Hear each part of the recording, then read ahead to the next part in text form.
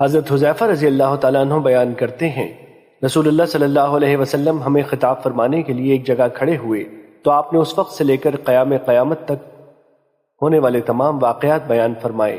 یاد رکھنے والوں نے اسے یاد رکھا اور بھولنے والے نے اسے بھلا دیا، اور میرے ساتھی اس سے خوب آگاہ ہیں، اور ان مذکورہ چیزوں میں سے جب وہ چیز رونما ہوتی ہے جسے میں بھول چکا تھا تو اسے دیکھ کر میری یاد تازہ ہو جاتی ہے، جس طرح آدمی کسی غائب ہو جانے والے آدمی کے چہرے کو یاد کرتا ہے، پھر جب وہ اسے دیکھتا ہے تو وہ اسے پہچان لیتا ہے۔ مشکات المصابیح حدیث نمبر 5379۔ حضرت حذیفہ رضی اللہ تعالیٰ عنہ بیان کرتے ہیں، میں نے رسول اللہ صلی اللہ علیہ وسلم کو فرماتے ہوئے سنا،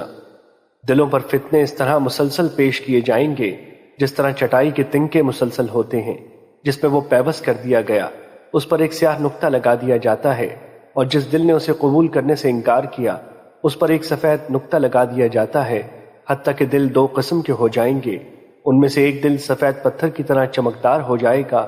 جسے قیامت تک کوئی فتنہ نقصان نہیں پہنچا سکتا، جبکہ دوسرا دل سیاہ راکھ کی مانند ہوگا جیسے الٹا برتن ہو،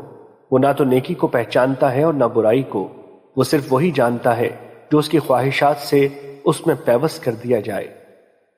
مشکات المصابیح حدیث نمبر 5380۔ حضرت حذیفہ رضی اللہ تعالیٰ عنہ بیان کرتے ہیں، رسول اللہ صلی اللہ علیہ وسلم نے ہمیں 2 حدیثیں بیان کی، میں نے ان میں سے ایک تو دیکھ لی جبکہ دوسری کا انتظار ہے۔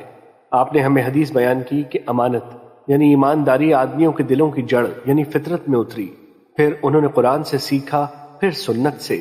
پھر آپ نے اس ایمان کے اٹھ جانے کے متعلق ہمیں حدیث بیان کی، فرمایا آدمی غافل ہوگا تو ایمان اس کے دل سے اٹھا لیا جائے گا،